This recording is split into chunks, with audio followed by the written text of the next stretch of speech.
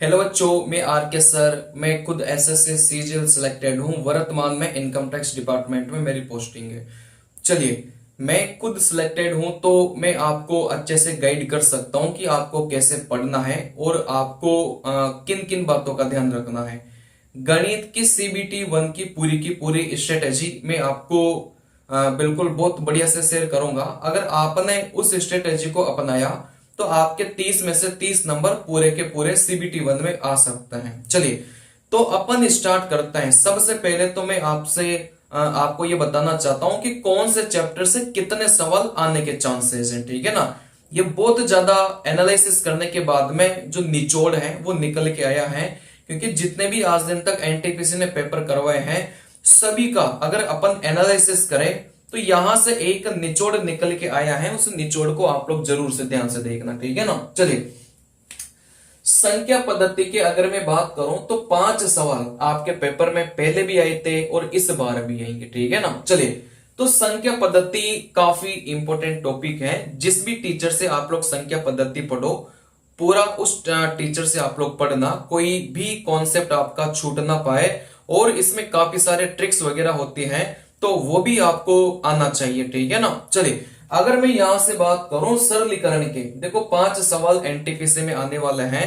तो जिस किसी टीचर से आप लोग पढ़ो, सरलीकरण को बहुत बढ़िया से पढ़ना, क्योंकि 5 + 5 मिला के 10 नंबर तो सीधा सीधा आपका यहां से हो जाएगा। ठीक है ना। चलिए, क्योंकि सरलीकरण में कई सारे कॉन्सेप्ट होते हैं जिन पर आधारित पेपर में, है ना, एनटीपीसी के पेपर में सवाल पूछे गए हैं और आपके आगे भी पूछे जाएंगे। तो सारे कॉन्सेप्ट बहुत बढ़िया पढ़ना, क्योंकि सरलीकरण के ट्रिक्स वगैरह होती हैं वो आपको आनी चाहिए। ठीक है ना। चलिए, अगर मैं यहां से बात करूं परसेंटेज का, एक ही सवाल आपके शिफ्ट में दिखाई देगा। मतलब एक शिफ्ट में परसेंटेज का एक ही सवाल रहेगा। ठीक है ना। चलिए, अगर यहां से मैं बात करूं लाभ हानि के 2 सवाल देखे गए हैं, जिसमें एक सवाल लाभ हानि का रहेगा और एक आपका डिस्काउंट से रहेगा, बट्टे से रहेगा। ठीक है ना। चलिए, तो लाभ हानि में ही अपन ने बट्टे वाले चैप्टर को जोड़ दिया। अनुपात के 2 सवाल आपके पेपर में रहेंगे, जिसमें आपका मिश्रण भी आ गया, जिसमें आपकी आयु भी आ गई, जिसमें आपका पार्टनरशिप भी आ गया। ठीक है ना। तो अनुपात में 3 चैप्टर आते हैं। एक तो अनुपात भी आ गया, मिश्रण भी आ गया, आपकी आयु भी आ गई और पार्टनरशिप भी आ गई। टोटल मिलाकर 4 चैप्टर होते हैं।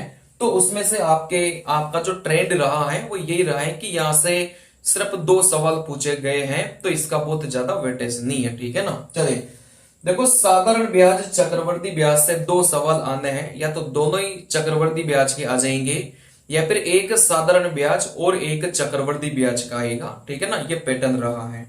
चलिए, औसत का आपके पेपर में एक सवाल आना बनता है। एक ही सवाल औसत से आएगा, बहुत ज्यादा औसत से सवाल नहीं आएंगे। चलिए, चाल दूरी समय से आपका एक सवाल देखने को मिला है। अब वो सवाल चाल दूरी समय से भी आ सकता है, वो सवाल आपका रेलगाड़ी से भी आ सकता है और वो सवाल आपका नावधारा से भी आ सकता है। ठीक है ना। चलिए, तो तीनों चैप्टर से मिलाकर कोई सा भी एक सवाल आ सकता है।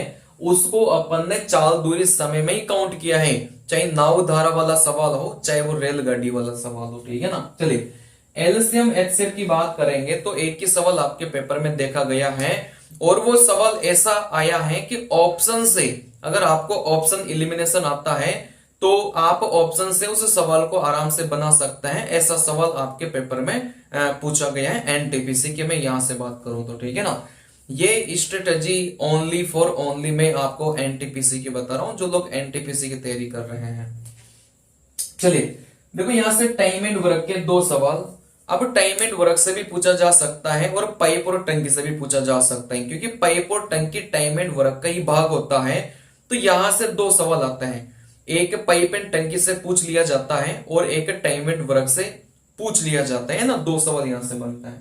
चलिए, देखो एडवांस मैथ की अगर मैं बात करूंगा तो ज्यामिति से आपके 2 सवाल पूछे गए हैं, जिसमें से एक सवाल आपका त्रिभुज का आएगा न्यू मान के चल लो, और एक सवाल आपका मिक्स सवाल आएगा जिसमें त्रिभुज, वृत्त और आपका चतुर्भुज ये मिक्स हो सकते हैं, लेकिन एक सवाल आपका त्रिभुज से आएगा न्यू मान के चल लो। ठीक है ना। चलिए, कौन से चैप्टर में क्या पढ़ना है उसका एक अपन लंबा वीडियो भी बनाएंगे, लेकिन पहले अभी इतना जानिए कि कौन से चैप्टर का कितना वेटेज है।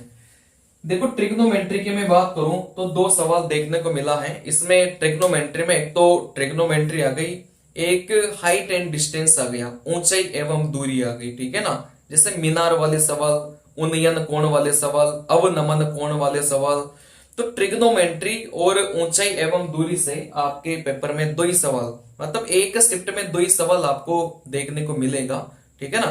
इससे ज्यादा आपको देखने को नहीं मिलेगा।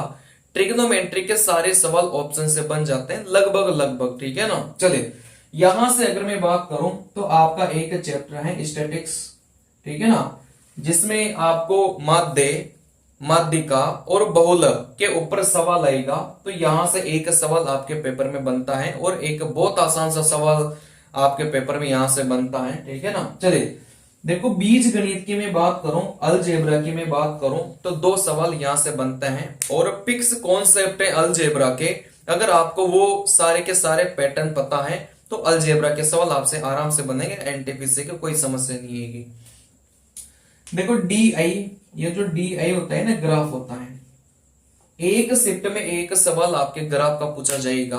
तो ग्राफ बहुत आसान होता है, बस आपका टीचर आपको अच्छे से पढ़ा दे, ठीक है ना। चलिए तो संख्या पद्धति देखो मैं आपको यहां से बता देना चाहता हूं कि ये जो टोटल मिलाकर मैंने 15 चैप्टर आपको लिखे हैं, ये सारे के सारे काफी इंपॉर्टेंट है। एक बार आप लोग स्क्रीनशॉट ले लो इसका, ठीक है ना। चलिए क्योंकि आपका जो चैप्टर्स का वेटेज है वो इसी प्रकार रहने वाला है, तो आप लोग इसको ध्यान में रखकर आप लोग स्टडी करना, क्योंकि आगे भी यही पैटर्न फॉलो आपका होने वाला है। चलिए अब यहां से सबसे पहले मैं आपको बताना देना चाहता हूं कि सबसे पहले आप लोग हर चैप्टर के जो कॉन्सेप्ट है ना वो क्लियर करिए किसी भी अच्छे से टीचर से, ठीक है ना। सारे टीचर अच्छे होते हैं, कोई सा भी टीचर बुरा नहीं होता, बस आपको समझ में आना चाहिए। जिस टीचर से आपको समझ में आ गया वही टीचर आपके लिए बढ़िया है। किसी किसी को आदित्य रंजन सर से पढ़ना अच्छा लगता है तो वो उनसे पढ़ता है, किसी किसी को गगन प्रताप सर से पढ़ना अच्छा लगता है तो वो उनसे पढ़ता है, किसी किसी को आदित्य रंजन सर का कुछ समझ में ही नहीं आता तो उनके लिए वो टीचर बुरे हो गए, किसी किसी को गगन प्रताप सर का पढ़ा हुआ समझ में ही नहीं आता उनके लिए वो टीचर बुरे हो गए, ठीक है ना। चलिए बहुत सारे बच्चे मेरे खुद के फैन हैं जिनको मेरा ही पढ़ाया गया बहुत अच्छे से समझ में आता है, क्योंकि मैं हर कॉन्सेप्ट को बहुत अच्छे से एक्सप्लेन करता हूं। और बिल्कुल जो जिस बच्चे को कुछ भी नहीं आता ना गणित में, जो बिल्कुल ही जीरो हो, उसके लिए मेरा जो कोर्स रहता है बहुत हेल्पफुल आपको रहेगा, ठीक है ना। चलिए मैं तो यही बोलना चाहता हूं कि जिस भी टीचर से आप पढ़ो बढ़िया से पढ़ना, और किसी भी टीचर से पढ़ो आप लोग अपने बेसिक कॉन्सेप्ट जरूर कवर करना, ठीक है ना। तो पहली बात मैं आपको ये बता देना चाहता हूं कि सबसे पहले अपने टीचर से चैप्टर वाइज आप अपने कॉन्सेप्ट क्लियर करो। हर चैप्टर में 15 से 20 टाइप के सवाल होते हैं, आप लोग उनको करने का स्मार्ट अप्रोच पहले से ढूंढिए, ठीक है ना। उनको करने की शॉर्ट ट्रिक्स आपके पास होनी चाहिए। हर चैप्टर के 15 से 20 सवाल आपको, 15 से 20 टाइप आपको ऐसे मिलेंगे जो यहां से लगभग पूरे चैप्टर को वो कवर कर देंगे, और आपके एनटीपीसी के पेपर में भी वहीं से सवाल पूछे जाने की पूरी संभावना है, ठीक है ना। तो सबसे पहले चैप्टर वाइज ये जो टोटल मिलाकर मैंने 15 चैप्टर आपको बताया है, चैप्टर वाइज इनके कॉन्सेप्ट पहले आप लोग कवर करिए, ठीक है ना। चलिए जैसे ही आपके कॉन्सेप्ट कवर हो जाए, आप जिस भी टीचर से पढ़ो, मैं किसी टीचर का नाम नहीं ले रहा, मैं ये भी नहीं बोल रहा कि आप मेरे से पढ़ो, जहां आपको अच्छा लगता है, जिस टीचर से समझ में आता है उस टीचर से पढ़िए। सारे टीचर बहुत बढ़िया है, ठीक है ना। चलिए तो यहां से अगर मैं बात करूंगा तो सबसे पहले 15 चैप्टर के नोट्स प्रॉपर आपके पास में होनी चाहिए। मतलब जैसे मैं यहां से संख्या पद्धति की बात करूंगा, टोटल मिलाकर 20 टाइप के सवाल लगभग बनते हैं। तो ये जो 20 टाइप के जो सवाल बनते हैं वो आपकी कॉपी में नोट होनी चाहिए, ठीक है ना। और आपके उनके जो कॉन्सेप्ट हैं वो भी क्लियर होना चाहिए। जैसे मैं अगले चैप्टर की बात करूंगा सरलीकरण की, तो 20 से 25 टाइप यहां से भी बनते हैं। तो सारे के सारे जो कॉन्सेप्ट हैं वो आपकी कॉपी में नोट होने चाहिए। आपको इन्हीं का बार बार रिवीजन करना है। जो अपने टीचर हैं उनके क्लास नोट्स का बार बार आपको क्या करना है, रिवीजन करना है। वही सबसे ज्यादा हेल्पफुल मददगार साबित होगा आपके एग्जाम के लिए, ठीक है ना। चलिए, तो सबसे पहली स्टेप तो ये है कि अपने टीचर के नोट्स को बढ़िया से 4 से 5 बार रिवीजन करो। सबसे पहली स्टेप ये है। चलिए, फिर अगली स्टेप की अगर मैं बात करूंगा तो यूथ पब्लिकेशन की कोई दूसरी किताब मत लेना। कोई सी भी किताब अच्छे से नहीं बनी, ना तो आदित्य रंजन सर की किताब बढ़िया से बनी है, न आपकी गगन प्रताप सर की किताब अच्छे से बनी है, इनमें बहुत कमियां हैं, है ना। आदित्य रंजन के सर की किताब में 2018 के बाद वाले सवाल है, पहले वाले सवाल नहीं है। पहले वाले सवाल कहां से लगाओगे फिर, ठीक है ना। चलिए, तो आप लोगों को मैं एक किताब बता रहा हूं यूथ पब्लिकेशन की, उसमें सारे सवाल हैं और चैप्टर वाइज हैं और टाइप वाइज अरेंज्ड हैं। बहुत बढ़िया किताब बनी हुई है। मैं ये बोल रहा हूं कि रेलवे के लिए उससे अच्छी कोई से भी किताब बनी नहीं आज दिन तक, ठीक है ना। चलिए, तो यहां से आप लोग यूथ पब्लिकेशन की किताब लेना। सबसे पहले अपने टीचर से कोर्स कंप्लीट करो। उसके बाद जैसे आपने नंबर सिस्टम पढ़ लिया अपने टीचर से, फिर यूथ पब्लिकेशन पर आ जाइए, है ना। उस किताब में से संख्या पद्धति को खोलिए और सारे सवाल, चाहे वो ग्रुप डी का सवाल हो, चाहे वो एनटीपीसी का सवाल हो, चाहे वो एलपी का सवाल हो, चाहे वो जेई का सवाल हो, सारे के सारे सवाल आप लोग बनाइए वहां से, ठीक है ना। बहुत सारे सवाल ऐसे होंगे, आप कोई से भी टीचर से पढ़ लो लेकिन अटकोगे जरूर। बात समझ में आ रही है। अब उन सवालों को आप अटकोगे, ये फैक्ट बात है, ये किसी भी टीचर से पढ़ लेना लेकिन अटकोगे। उन सवालों को आपको स्टार मार्क कर लेना है। जिस भी सवाल में आप अटको उस सवाल को क्या मार्क करोगे, आप स्टार मार्क करोगे, ठीक है ना। क्योंकि बाकी के सवाल तो आप क्लास नोट्स पढ़ोगे ना अपने टीचर के, वहां से बन जाएंगे, लेकिन जिस सवाल को आपने स्टार मार्क किया है वो सवाल आपके क्लास नोट्स के आधार पर नहीं बनेंगे। उन सवालों को आपको किताब से ही वापस क्या करना पड़ेगा, रिपीट करना पड़ेगा, ठीक है ना। ऐसे आप यूथ पब्लिकेशन की किताब से चैप्टर वाइज सारे के सारे जो 15 चैप्टर हैं उनको आप लोग कवर करिए। जिस भी सवाल में आप अटकोगे आप स्टार मार्क करिए, ठीक है ना। ज्यादातर सवाल आपसे बन जाएंगे, कुछ ही सवालों में आप लोग अटकोगे तो आप लोग उन पर स्टार मार्क करिए, ठीक है ना। चलिए, मेरे से जो बच्चे पढ़े होंगे उनसे 90% सवाल उस किताब के बनेंगे। 10% सवालों में डाउट आएगा जो आप स्टार मार्क कर लो, ठीक है ना। चलिए, फिर आप जब रिवीजन करने बैठो तो आप अपने टीचर के नोट्स को पहले पढ़ो। उसके बाद वापिस से आप क्या करो कि यूथ पब्लिकेशन की किताब को उठाओ, फिर आप एक बार सारे सवालों को फिर से करिए, ठीक है ना। चलिए, चाहे आपसे बने हो चाहे आपसे नहीं बने, सारे सवालों का रिवीजन आप लोग फिर से करना है, ठीक है ना। चलिए, तो 2 राउंड आपके यूथ पब्लिकेशन के हो गए। वापिस से आप अपने टीचर के नोट्स पढ़िए, क्योंकि बार बार रिवीजन करोगे ना तो रिवीजन का जो समय है वो अपने आप कम होता जाएगा। एक टाइम ऐसा आएगा कि पूरी गणित का रिवीजन आप एक ही दिन में कर पाओगे। ये कब पॉसिबल होगा, जब आप चीजों का बार बार रिवीजन करोगे, ठीक है ना। चलिए, तो तीसरी बार भी अपने टीचर के नोट्स का रिवीजन किया पहले, उसके बाद यूथ पब्लिकेशन के वापस से सारे के सारे सवाल फिर से लगाने हैं आपको, ठीक है ना। सॉल्यूशन नहीं देखना, खुद को लगाना है, बस आंसर मैच करना है। वापिस से टीचर के नोट्स पढ़ो। वापिस से आपको क्या करना है, यूथ पब्लिकेशन के सारे सवाल आपको लगाने हैं। यही राउंड आपको कितनी बार करना है, 5 बार करना है। नए सवाल पढ़ने ही नहीं है। आता नहीं समझ में, बहुत काम की बात बता रहा हूं मैं, जो आपको कोई बताएगा ही नहीं। सक्सेस के पीछे जो राज होता है ना, जो बच्चे सिलेक्ट होते हैं, वो राज मैं आपको बता रहा हूं कि आपको कुछ नया नहीं पढ़ना। जो मैंने बुक आपको बताई है उसी को कितनी बार पढ़ोगे, 5 बार पढ़ोगे। अपने टीचर के नोट्स को भी 5 बार और यूथ पब्लिकेशन की किताब को भी कितनी बार पढ़ोगे, 5 बार पढ़ोगे, ठीक है ना। चलिए, 5वें राउंड के बाद जब 6वां राउंड आप करोगे तो आपने जो सवाल स्टार मार्क किए हैं बस उन्हीं को आपको करना है, बाकी सवाल को आपको नहीं देखना, ठीक है ना। क्योंकि जब 5 राउंड करोगे ना तो बाकी के सवाल लगभग आपको याद हो जाएंगे, उनके कॉन्सेप्ट भी आपको याद हो जाएंगे, ठीक है ना। चलिए, तो यहां से 6वें राउंड में जो स्टार मार्क किया है आपने अपनी किताब में, जिस सवाल में आप अटके थे, बस उन्हीं को आपको करना है।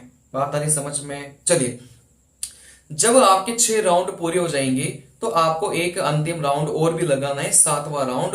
उस 7वें राउंड में बस आपको क्या करना है, फिर से जो आपने स्टार मार्क किए थे लगभग हर चैप्टर में, है ना, बस उन्हीं सवालों को करना है, बाकी को नहीं करना, ठीक है ना। अगर इतना आप करते हो ना, मैं गारंटी के साथ बोल रहा हूं 30 में से 30 नंबर फोड़ोगे। लेकिन बच्चे गलतियां यही तो करते हैं, वो करेंगे नहीं, ठीक है ना, वो करेंगे नहीं, बस मेरी बात सुन लिया लेकिन करेंगे कुछ नहीं वो, ठीक है ना। चलिए, तो कम से कम 7 बार राउंड मारिए अपनी किताब का, उसके बाद पेपर में बैठोगे ना, इतना जबरदस्त कॉन्फिडेंस आपके पास होगा और लगभग हर सवाल का उत्तर आपको आ रहा होगा, ये गारंटी मैं दे रहा हूं आपको, ठीक है ना। अगर नहीं बने ना, मैंने जो स्ट्रेटेजी आपको बताई है, अगर नहीं बने ना, तो इस वीडियो के नीचे आके गालियां निकालना कि सर नहीं बने सवाल, आपने जो स्ट्रेटेजी बताई है नहीं बने सवाल। लेकिन अगर बन जाए ना बेटा, तो मेरा दिल से धन्यवाद दोगे, आप एग्जाम से निकलते धन्यवाद दोगे कि रियल में ही आर के सर ने बहुत अच्छी स्ट्रेटेजी बताई थी कि यूथ पब्लिकेशन की किताब को 7 बार राउंड मारना है, उसके बाद 30 में से 30 नंबर आपके बनेंगे, अगर मैं एनटीपीसी की बात करूं तो, ठीक है ना। चलिए, बस गणित की स्ट्रेटेजी इतनी है बेटा, है ना, और ज्यादा है ना बताना ही नहीं है, फालतू बातें अपन करते ही नहीं है, अपने कोर्सेज का प्रचार अपन करते ही नहीं है, जो काम की बात होती है बस वो बता के आपको वीडियो की समाप्ति करते हैं। चलिए, कोई भी आपके डाउट हो तो आप लोग जो कमेंट है उसमें कमेंट करिए। टेलीग्राम आप लोग जरूर ज्वाइन कीजिएगा, क्योंकि उसमें मैं बहुत सारी पीडीएफ्स वगैरह डालता रहता हूँ, और प्रीवियस ईयर के क्वेश्चंस अगर चाहिए ना किसी को 2022 तक के गणित के, तो टेलीग्राम में जुड़ जाओ, वहां पर मैंने अपलोड कर रखे हैं, ठीक है ना। चलिए, थैंक यू।